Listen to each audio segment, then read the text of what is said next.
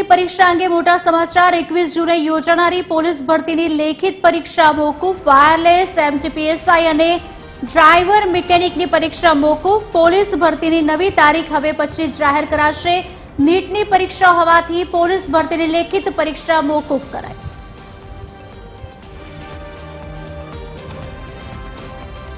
आज अंगे વધુ વાતચીત કરશે એસોસિએટ એડિટર સોનલ અનટકટ ફોન લાઈન પર જોડાયા છે। સોનલ, શું વધુ વિગત?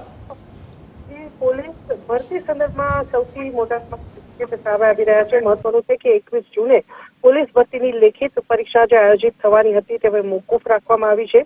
જે આ ભરતી પ્રક્રિયા જે પરીક્ષા આયોજિત થવાની હતી તેમાં વાયરલેસ એમટીપીએસઆઈ અને ડ્રાઈવર મિકેનિકની પરીક્ષા યોજાવાની હતી, જે હવે મોકૂફ રાખવામાં આવી છે। જોકે પરીક્ષાની નવી તારીખ હવે પછી જાહેર કરવામાં આવશે, પરંતુ 21 જૂને નીટની પરીક્ષા જે છે તે આયોજિત થવાની હોવાથી હવે પોલીસ ભરતીની જે પરીક્ષા છે તે મોકૂફ રાખવામાં આવી છે।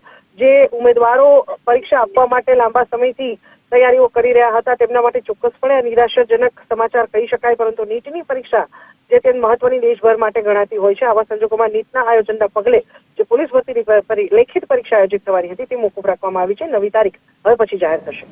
જી, આભાર સોનલ।